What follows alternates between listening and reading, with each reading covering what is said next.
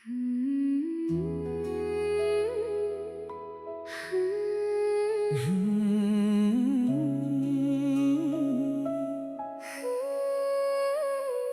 को कथा मन को व्यथा मायाले लेखेको जीवन गाथा हाँसो पनि छ आँसु पनि छ सपनाले सजिएको बाटो पनि छ हातमा हात साथमा साथ जीवनका मोडमा कहिले दिन कहिले रात घरको कथा हाम्रो कथा माया विश्वास र सम्बन्धको कथा घरको कथा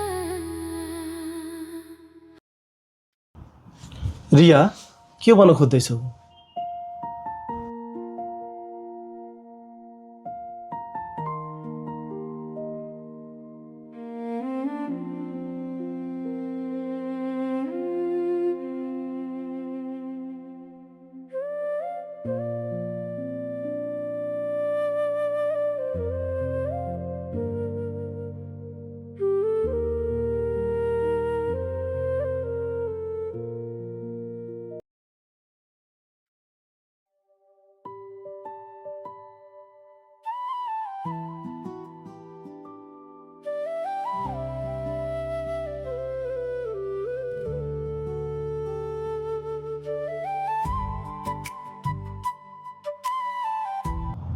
रिया अब त भन।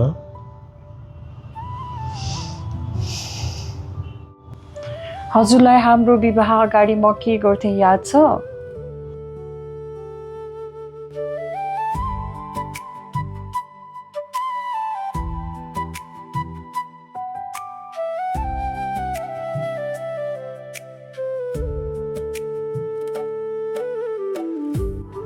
तिमी पेन्टिङ गर्थ्यौ होइन र? हो। बिहेपछि सबैले सोधिरहे घरको काम सिक्यौ त? सबैलाई खुसी बनाएर राखेकी छौ? तर कसैले कहिले सोधेन रिया तिमी खुसी छौ? तिमीले यो कुरा मलाई कहिले पनि भनेनौ। हजुर व्यस्त हुनुहुन्थ्यो, म पनि ठिक छु भन्ने अभिनय गर्दा गर्दै व्यस्त थिएँ। होइन तिमीले पेन्टिङ किन छोड्यौ? छोडेको होइन, घरलाई अगाडि सार्दै आफूलाई पछाडि राख्दै गए। सबैले राम्रो बुहारी बन्न सिकाए, तर रिया भएर बाँच्न कसैले पनि सिकाएन।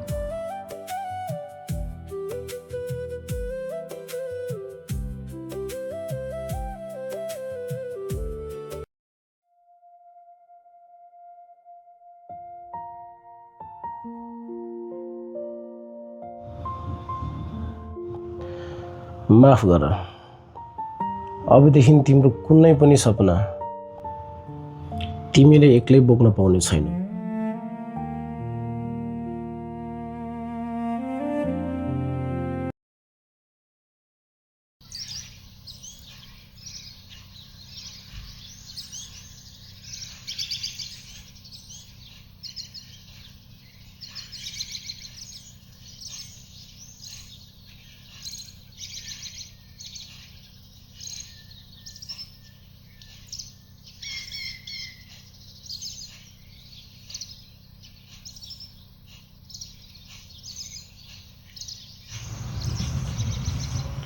पर्ख, हजुर आज म चिया बनाउँछु। हजुरलाई आउँछ त? नयाँ पनि सिक्न मिलिहाल्छ नि।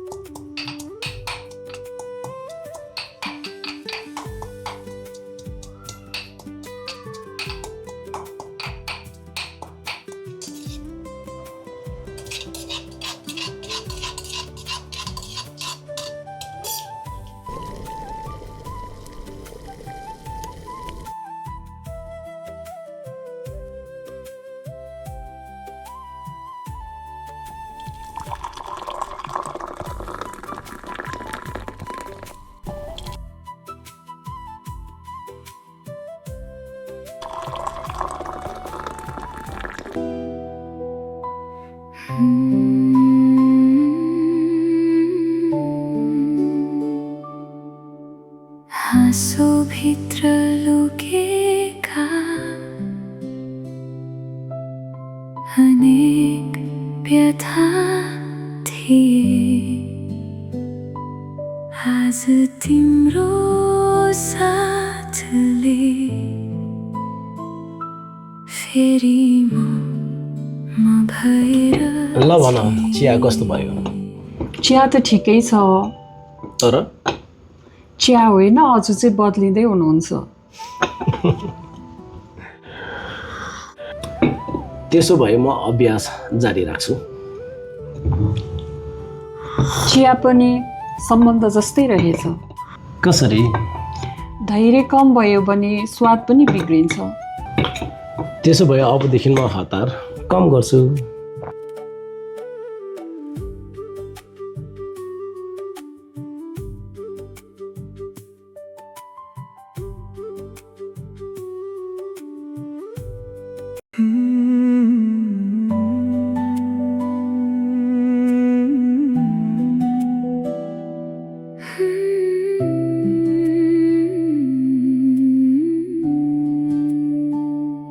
मन खोल्दै जाँदा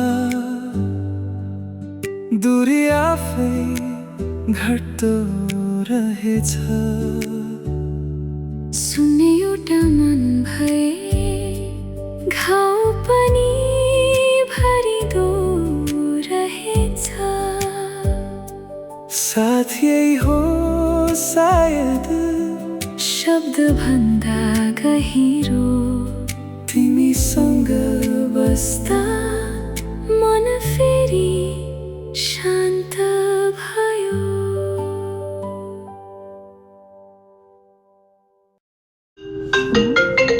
त्यसो या ma'am hello good morning Riya morning ma'am homework पुरा गर्नुभयो हजुर म्याम आज एउटा कुरा मात्रै एकअर्कालाई बदल्ने प्रयास नगर्नुहोस् बुझ्ने प्रयास गर्नुहोस् याद राख्नु मनले सुनेको सम्बन्ध कहिले टुट्दैन Have a peaceful day. Thank you ma'am पिया म्यामले आज पनि हाम्रो सम्बन्धको बारेमा क्लास लिनुभयो क्लास होइन सम्झाउनु भएको रिया एकछिन बस है हस्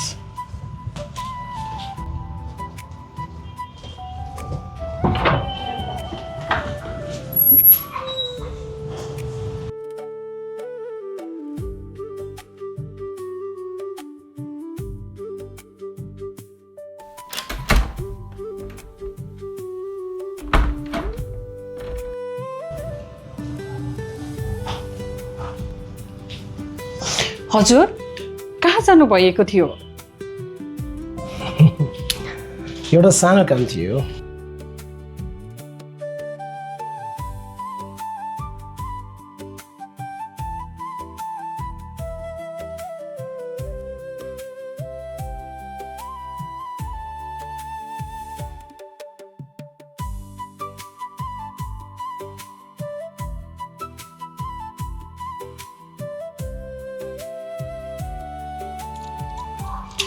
हिजो तिमीले तिम्रो सपनाको बारेमा भनेको थियौ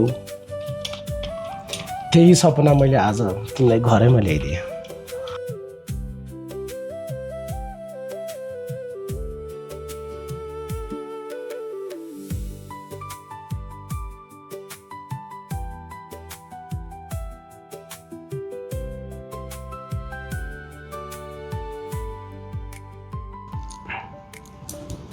धेरै ढिला भयो कि ढिला त भयो तर सपनाले कहिले पनि गुनासो गर्दैन हामीले सम्झाइदिए पुग्छ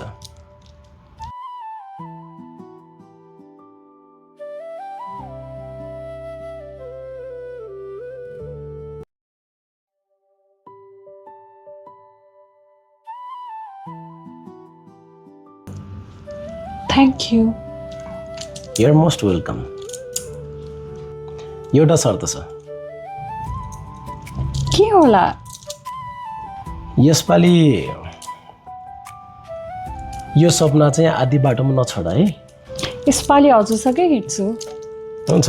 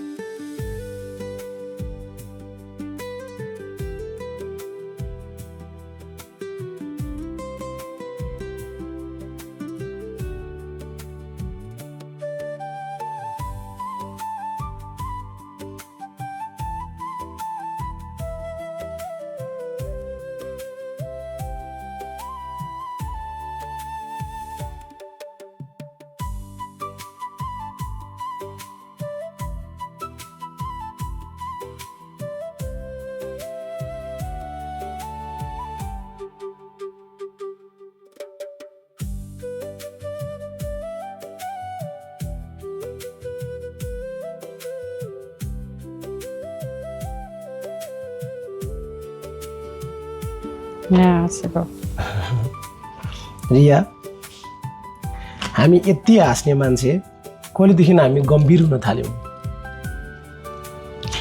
सायद जिम्मेवारी बढ्दै जाँदा हामी एकअर्कालाई भन्दा कामलाई धेरै समय दिन थाल्यौँ। अबदेखि हामी महिनाको 1 दिन मात्र भए पनि हाम्रो सम्बन्धको लागि मात्र प्रमिस? प्रमिस।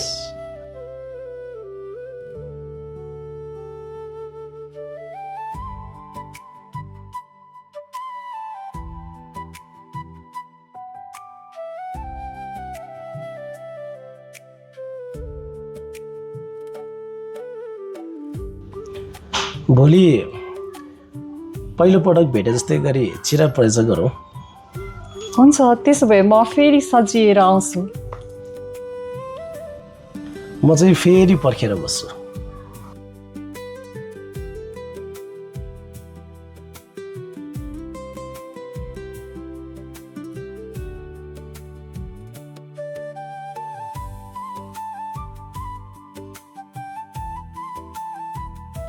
यो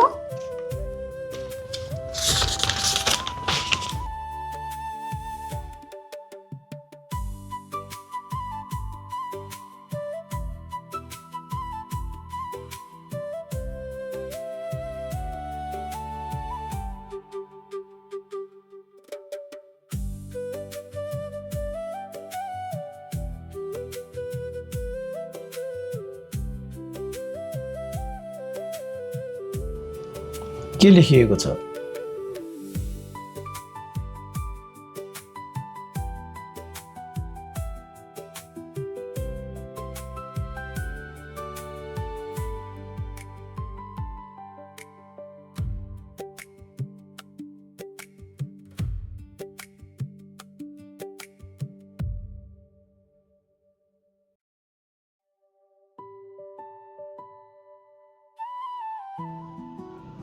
तिमीले यो पहिला कहिले लेखेको थियो?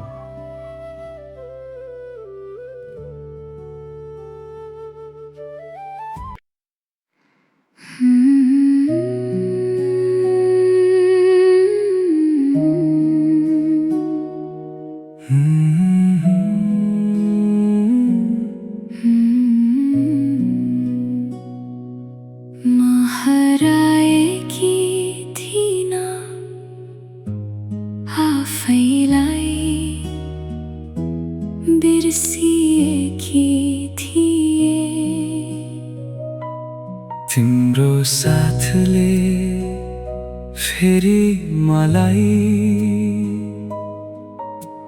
भेटाइदियो।